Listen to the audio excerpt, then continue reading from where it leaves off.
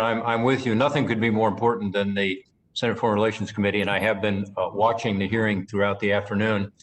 And Mr. Blinken, I also appreciate the time you spent with me on the phone talking about your plans for the department and how you would change some of the positions of the previous administration, but also build on some of those. And I would just say, in listening today, it seems to me there are opportunities for us to build on some of the successes. I think about the Abraham Accords. I think about much of our policy toward Russia as an example, being able to provide, as we did this year at a record level, lethal weapons for self-defense in Ukraine.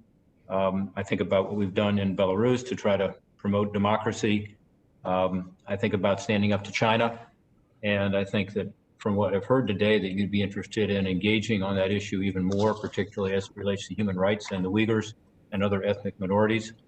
And generally speaking, how to deal with Iran. We're going to have some differences of opinion, it sounds like, but I think you are fairly clear-eyed on what the challenges are with regard to Iran and not being trusting of them and the way they're headed. Today, Mr. Chairman, and to Ranking Member Menendez, there are 5 hearings going on. I've been in 3 of them, sharing one of them, and I think that's great. I think it's good that we're moving quickly with some of the key appointments, including Secretary of State, but also Secretary of Defense, Homeland Security Director, DNI, Treasury, all important roles. And I hope we can get these nominations to the floor for a vote, and then we'll, let the chips fall where they may. But I'm actually supportive of us moving quickly. And Mr. Chairman, I know this happened because you were willing to do it in this interim period. As we discussed last week, Mr. Blinken, I've got lots of interest in this issue of disinformation and propaganda and how we push back against it. I think it's kind of the new warfare of the 21st century. Not that we don't have kinetic battle still, but a lot of this is happening online and through disinformation. The Global Engagement Center was established at the State Department to deal with this. Senator Murphy spoke earlier, and he and I have worked closely over 4 years now to try to strengthen the GEC, the Global Engagement Center, and give it the ability to push back.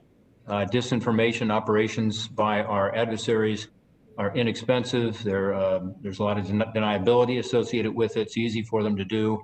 And when you combine it with economic and political subversion, it can be devastating to some of the nascent democracies we're trying to help. So thanks to the work of the Global Engagement Center, I think we now have the beginnings of an effective organization to deal with that. And again, I hope that's something that you'd be willing to build on. Could you speak to that briefly and also talk about your commitment to the funding level? We were able to get $60 million in this year. That's half of what we wanted, less than half of what we wanted. But compare that to China, which, according to a hearing that Senator Booker and I had on combating disinformation recently, China spends over $10 billion a year in state-sponsored disinformation operations. I wonder if you could comment on the Global Engagement Center and the challenge we face. Yeah, thank you, Senator. I could not agree more with your comments and with the work that you've done on this. This is the perhaps a primary battlefield that we have to fight on. And even as we manage to deter aggression and kinetic action by adversaries, every single day we are experiencing aggression of one kind or another in the misinformation and disinformation realm. And we need to engage that, and we need to engage that effectively. And indeed, you're right. That is why the GEC was formed. I'll tell you, I had the experience in the early days of the Ukraine conflict and Russia's aggression there in dealing with Russia using weaponizing information in increasingly effective ways. And of course, little did we know what would come after that. But you'll recall the downing of the Malaysian airliner, and Russia was extraordinarily effective in mixing up and muddying the waters, using misinformation and disinformation as to their culpability and responsibility. And out of some of these experiences, there's been an effort at the State Department to give ourselves the tools and the resources to engage in this fight. And the Global Engagement Center is exactly that. So I'm determined to make sure that if I'm confirmed, that it is resourced adequately and appropriately. As well, I think we need to make sure that we're bringing in the talent, the expertise to be able to use it effectively, because these are specialized skills that in some cases many of us don't have.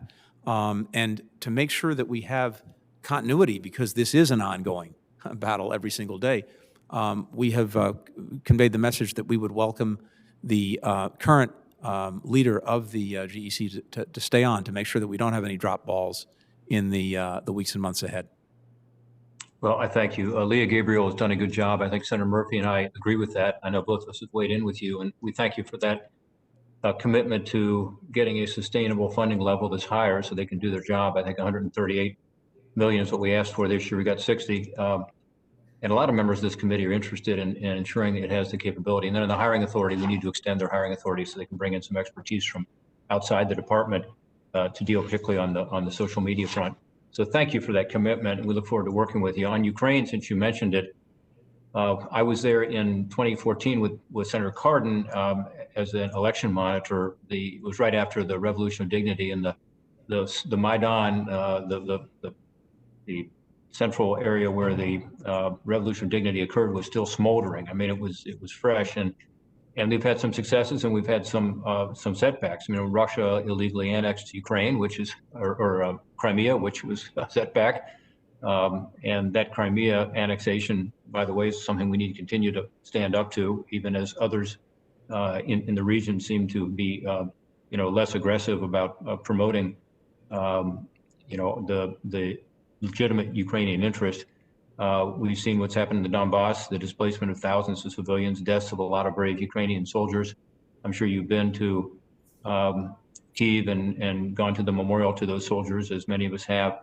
But in 2019, we had free, fair elections, and President Zelensky and his party won by an overwhelming majority. And I know he's got an interest in working with you all. One thing that I'm very interested in is the Ukrainian Security Assistance Initiative. This is something that is providing military aid to them, but also training. And as you know, General Dayton's been very involved with that.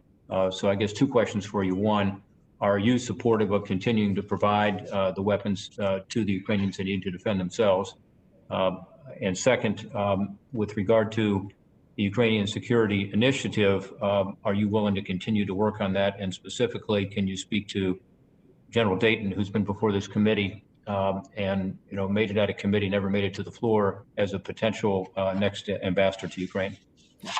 I very much support the continued provision to Ukraine of lethal defensive assistance and indeed of the training program as well. I very much agree with you that this has actually been a real success, and to the extent that across a couple of administrations, we've been able to effectively train and as well as assist in different ways. The Ukrainians, that has made a material difference in their ability to withstand the aggression they've been on the receiving end of from Russia. And as to General Dayton, I have high regard from him, and certainly we'll take a close look at that.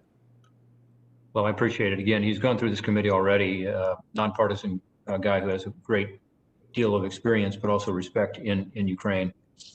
With regard to China, I know there's been discussion today of the importance of the U.S.-China relationship, and I know there was discussion in the last question about working with China on global climate change and other issues, global health. I just hope that in all this we keep in mind the fact that China continues to irresponsibly and very systematically target U.S. researchers, U.S. research that's paid for by taxpayer dollars, and steal it, in effect, take it to China and use it for their own purposes. It has helped fuel the Chinese economy, but also the Chinese military over the past 2 decades. We do have legislation that's bipartisan that came out of a investigation here in Congress that I chaired with Senator Carper. It's called Securing American Innovation Act. It deals with 5 specific areas, but one has to do with the State Department. And I didn't get a chance to talk about this much earlier, but I think you know the issue generally. It provides the State Department the authority to deny visas to foreign researchers whose problematic affiliations, like to the PLA or to the Communist Party for that matter, and access to export control technologies through fundamental research raise national security concerns.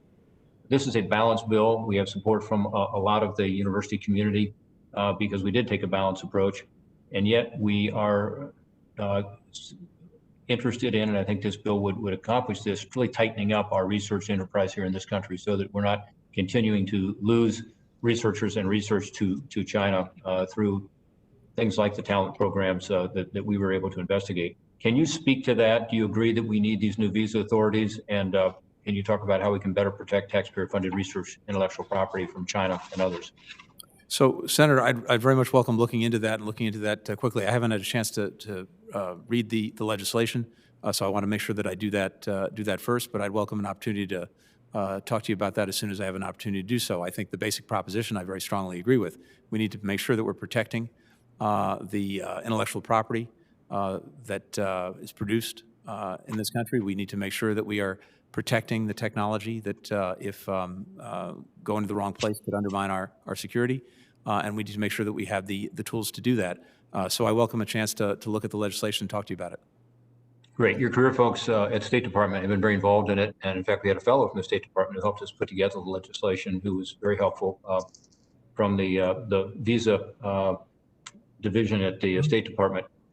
Israel, we talked about building on the Abraham Accord, some of the positive things that have happened recently. I'd like to hear your comments on that, but also with regard to global boycotts of Israel. Senator Cardin and I have worked together on this over the years to try to oppose the global BDS movement, boycott, divestments, and sanctions against Israel, essentially a double standard for Israel.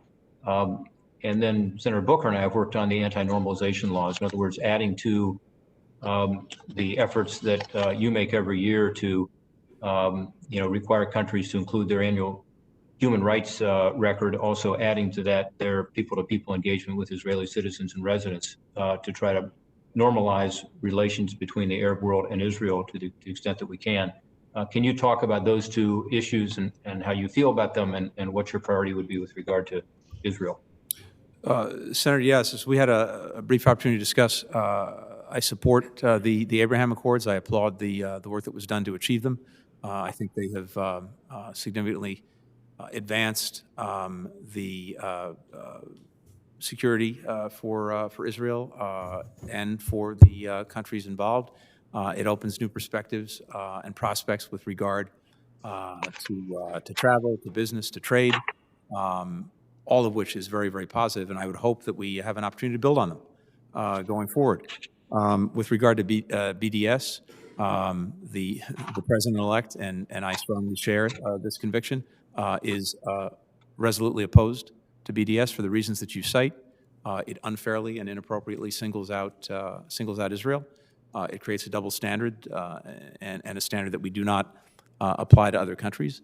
And so I think we are very much in the same place on that. Of course, we fully respect and will always respect the First Amendment rights of Americans to say what they believe and think. But BDS itself is something that we oppose. Thank you, Senator Portman. Thank you, Chairman.